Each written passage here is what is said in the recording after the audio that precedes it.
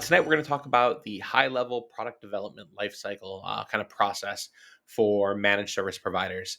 Product development and coming out with new products and ending products appropriately when it's time to do that is really, really important.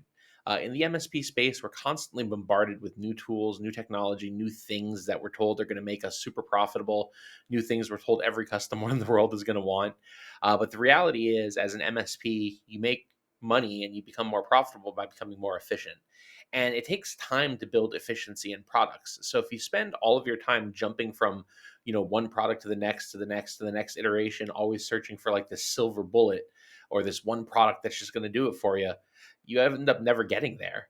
I go to a lot of conferences and I know just how difficult it is to stay focused when you're there. There's, 100 vendors or 1,000 vendors who just want your time and want your attention and really want to show that new cool thing they have. And sometimes it really is cool, but we have to stay disciplined. And this is kind of what this process is about. The product development life cycle is here to help us make sure that when we're doing things, it's for an intentional reason, that we're thinking through it, that we're not just getting kind of jazz handed and tricked into going with something really, really cool. So this is kind of the process I've followed for the last several years. At a high level, it looks like this. First we have to define a problem, and we'll talk about each one of these steps in depth, obviously, but we're going to define what the problem is. We're going to define the market who has that problem, who's willing to pay us for a solution. We're going to go find the correct product that can maybe solve that problem. And then we're going to turn that into a service we can sell because we're a service provider. We're not a product provider. And then we're going to do some training internally to make sure our teams know how to actually fulfill that service. And then we're going to launch that product. Right. And over time, eventually we might talk about sunsetting products and replacing existing products and things like that. But for now, we're going to talk about new product development. So let's get to it. So step one is really about defining the problem, right? This is where most people just start off on the wrong foot. We're told that customers have problem X, have problem Y, that this new product that a vendor is coming out with is going to solve all these things. But the reality is, if you're talking to your customers, if you're out there talking to people, you'll understand what problems they have. And that's the stuff you should be aiming to solve.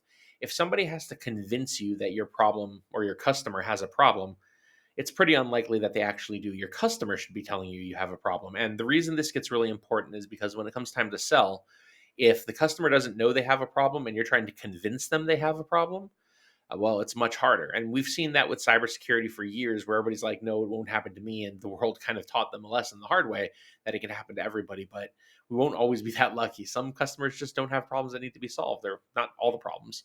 So we have to start by defining what problem we're trying to solve. We have to decide if we're actually in a good position to solve it, right? We're not going to be the best at everything. Being an MSP gives us a lot of advantages as far as integrations with technology. But if it's an accounting problem, maybe we're not the best people to solve it. So, really understanding where our capability is, where our skill sets are, where our superpowers are, that's really important. Are we the right ones to be solving this problem for the customer? And are you specifically as a business the right one to be solving the problem for this customer? Looking at cybersecurity again, we saw a lot of MSPs try to make that jump to MSSP, and it's really, really risky. You see the big dollar signs, you're like, yeah, that's a lot of money, and it's easy to want to chase that. But unless you do it correctly, what you ultimately end up doing is putting customers at a bunch of risk.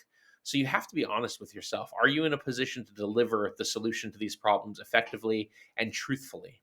And to what level, right? That's we'll talk about that when we talk about defining the market, but really being honest about your ability to solve this problem. You want to understand what the impact of this problem is to a business. And are there other people already trying to solve it, right? You don't want to jump in at the very, very end when there's a billion other competitors and things like that. And if you're already maybe not the best person to solve the problem, it could be a lot of wasted time and effort. And you want to know that the problem is big enough that your customers are going to want it solved and will pay you to solve it ultimately. So, really understanding what problem you're trying to solve and how it impacts everybody around you is really, really critical. So, start with defining the problem. If you can't ultimately define a problem, you don't need a solution for it. So, you can just kind of stop here, move on to something where you can solve a problem that your customers are having. Now, once you've identified a problem, define the market that you want to solve it for. Now, the reason for this is not every solution fits every customer, right? For a large enterprise or a mid-market or a small SMB, you're going to have different solutions often. There's different scaling issues, there's different deliverables when you're trying to service these customers. What they expect from you. Is it a co-managed agreement because they're really, really large and have on-premise IT? Like, how will that all work? Are they required by law to fix some of these problems, right? Is there a compliance or a regulatory requirement? You're going to apply different strategies to these different situations. So you need to know what market you're trying to serve. And if you can really focus on that, you're going to come to a better end result. You don't need to find a product that fits everybody. You need to find a product that'll fit the market you're trying to serve and you're best trying to serve, right? If most of your business is around the SMB space and you excel in that, don't try to solve a problem for giant enterprises, probably. Like, it's not really the space you're in. It's not where you're going to have expertise. It's not where you're going to have credibility. So really look for the market that you think you can do well in. Um, and try to think through which of your current customers will be early adopters of the solution, right? Like, it's really hard to start without any kind of referral or on brand new customers, because your first few rollouts aren't going to be perfect. So you really want to have a base of customers that you can try your new product on, that you think will trust you and give you that opportunity and give you that chance to roll this thing out and really fine tune it. So think about the market, right? Who are you going to sell this to? Who's having this problem? Who are the most likely to buy it? Is there anybody existing in your customer base that'll sign up for this? I'd almost argue that if none of your existing customers are the right target for what you're trying to sell, you might want to reconsider. I mean, unless you're looking to make a drastic shift, I mean, you're going to need to start with people who already trust you before you start cold selling something new. So really define what the market is. Now, we already made a video on product selection, so this is going to be quick, but go watch that other video. Generally speaking, when we start looking at products that solve the problem, there's a couple things we want to look at. One, does it solve the problem, right? We do a technical review and we make sure that the solution can solve the problem for us from a technical perspective, right? Can we manage it? Is this something we could actually deploy that our existing team can handle, or are we going to need to hire some more people that have a specific skill set, right? We're going to want to find 3 to 5 good options, probably. It depends on the kind of product. That might be a really easy task, that might be a hard task, but you want to find a good variety that you can look through and compare and contrast features with. You'll ultimately want to do a demo for at least a couple of them. I get calls every day from vendors wanting me to look at their software, and I'll tell you, if you fall into this hole of demos, you'll spend your whole life doing demos of software. So be really diligent here. Pick 3 to 5 best in class products. Talk to your peers. Look for what's going on out there. Try to find some reviews. View their website. Do they look reputable? Have they been around for a little while? Are they doing things that make sense, that aren't too good to be true? Then take a couple and demo those, right? Put them through the paces, do the technical checks, make sure they function, and then do a business review to make sure this is even viable from a business perspective. You really have to understand the cost of the problem at this point, right? Because if this problem that you're trying to solve only costs a business $10,000 a year, then your solution can't cost $100,000 a year. Otherwise, no one's going to buy it. So, really understanding your problem and then understanding from a business perspective what a viable solution can cost and what you can sell it for are critical here, and that's part of your product selection process. And like I said, don't be afraid to ask peers, right? That's the reason we have them. If you're part of a peer group, great. Talk with them, see what they're using, see what they've loved and hated. The MSP space has no shortage of opinions around vendors or products generally. So just ask around, and I'm sure you'll hear good and bad about whatever you're looking for. And then once you've kind of picked a product that you know is going to work, you move into this productization step. This is when we take something a vendor is selling, a set of licenses, a product, and we turn it into a service. We're service providers, which means we're not generally just selling a license straight through. We're usually adding something to it. We're managing things. We're doing all that stuff. So this is a really important step where you have to define, how do you go from quoting this thing to a customer to getting paid for this thing, called the quote to cash process. How are you going to quote that product? What does that process look like? What information do you need from the customer to properly sell this? How are you going to invoice for that product, right? Like, how do you send out a bill? How will you pay the vendor? Are you going to get an invoice? Do you have to buy licenses up front? What are the contract terms? Like, can all this stuff sync up with your delivery method? Um, you also have to make sure that you can reconcile this at the end of the day, right? Like, one of the worst things that you can get into is, say you buy a product with a 500 seat minimum and you can only sell 100 of them, and now you're short 400 seats, so you're not making the margin that you thought you were going to be. That gets into a really icky position really quick. But what also can happen is, say you surpass that 500 and you get to 1,000 or 2,000, and then all of a sudden you have 2,000 licenses purchased, but a customer leaves and now you're only using 1,700 of the 2,000. Again, you're kind of bleeding margin there. So this productization step really is about understanding what your deliverables are going to be to your customer and how you go from buying licenses from a vendor to providing that service, getting paid for it, and then paying the vendor, and making that all one cohesive kind of thing. And then we go on with some internal training, right? Once you've come up with on paper how this product looks and operates, you have to do some training. A lot of organizations just say, hey, we'll learn on the go. They buy the licenses, they pick a client, and they kind of slap it on there, making all the promises that the vendor made. You can do it that way, but that way is rough. You're going to have a rough time. It's rough on your staff, it's rough on your clients. Um, don't do it that way, probably.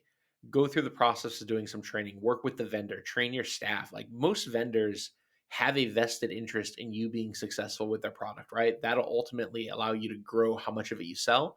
So work with them, send your team to training, do remote trainings, do online trainings, give them the opportunity to play with this tool and implement it in your own environment or in a lab environment before it goes live on a customer site. And training is for everybody. You have to do technical training, obviously, because we're technical companies, but you also should go through sales training. A lot of really good vendors, Enable comes to mind. They're very, very supportive of your sales teams, right? They'll provide collateral. They'll help you teach how to talk about this kind of stuff. Huntress is another good one where their security engineers will help you scope out things pretty easily. There's a lot of good vendors out there. I've had great experiences with SonicWall and with others where these vendors come out and they provide a lot of sales support. 48 is another one that I've worked a lot with where their sales teams are incredible as far as channel partners go. They're out there to help you grow your business, so use that, take these things as an opportunity to grow. And then do administrative training, right? Your accountant or whoever's doing your billing and your invoicing needs to know, hey, this product is new, here's how we invoice for it, here's how the agreements are going to look inside of ConnectWise or whatever PSA you're using. Everybody kind of has to be on this checklist of getting engaged on this new product. And I know this seems slow because at this point you're like, man, I just want to sell this thing and get some money because I'm spending it, right? But if you don't, you're going to ultimately create a lot of friction and you're going to lose money because when it comes time to invoice, it's going to get missed. You're going to overbill and then need to issue credits, and all these little things that you could have caught ahead of time become problems down the line that take double the effort to solve. So don't skimp on this part. Do the internal training, keep everybody in mind, get everybody up and running, and then you can go ahead and do a product launch, right? Um, when you're launching the product, you have to kind of think about how you're going to do this. Like I said before, one of the easiest ways is to do kind of a soft launch with an internal trusted client or somebody you already have a really good relationship with. If you allow them to, or if they allow you to roll out this new tool, you can be honest with them and say, hey, this is new to us, but we think it'll add value. Maybe you give them a discount for the favor. And you can try these things out and test those processes that you wrote and see how they actually function in the real world. And if you do it with a customer that you maybe are on a good basis with, and they know that it's new, you'll get some grace if things get a little rough, but you can work through it. And then you kind of think about how to go broader with it, right? You can get the feedback from those first couple customers, say, hey, what's good, what's bad? What does reporting kind of look like? What do you wish you had more of? What didn't work? And then come up with a game plan to go to a broader market, take it out to all the rest of your clients, take it out to as a way to get new clients, right? You kind of go that way. If it's a big product, something big that you're kind of launching into, put some marketing behind it, maybe have an event. Again, working with vendors is key here. You can do co-marketing events and things like that where they can send someone over to talk about this product. I found a lot of good success in just engaging with specific verticals at their annual conferences, right? And talking about things that are relevant to them. Usually these products are kind of up that alley depending on the problems you're solving. So don't hesitate to reach out to others for that kind of assistance when you're doing your launch. You want as much momentum into these things as possible and utilize the resources you have, whether it's internal people, existing customers, and try to build some momentum for these products. So that's sort of the life cycle, right? If we're talking about new product launches, this is kind of what it looks like. We're defining the problem, we're defining the market, we're picking the product that is ultimately going to become a service we sell. We're going to train everybody internally on how to deal with all those little aspects, and then we're going to launch it. And if you kind of follow that, you'll end up with these really smooth product launches that have some momentum behind them. And not every product needs to be a huge earth shaking product launch, right? Some of these are going to be nice small add ons to things, and that's okay. The process stays the same, it just moves really quickly because it doesn't take so much to get everything done. But when you're talking about foundational products, your managed offerings, your EDRs, your security programs, your SOCs, your firewalls, these are big things that have a lot of impact to customers. So take your time, work the process, be disciplined about it, and ultimately just leave it alone once it's working. We'll talk about how often to review products, and how to decide between moving away to something new versus sticking with what you have in another video. But once something is locked in and it's working, let it go for a couple of years. Build that efficiency, get that ROI on all the development you just did, right? Like, you don't want to have to go through this cycle every month on the same kind of offering. Like, if you take your time and you pick the correct tool, you don't need to replace it 3 months later. You go 2, 3 years without replacing it, and that gives you the ability to build that efficiency that MSPs profit on. So take your time, work the process, be successful, and have a good night.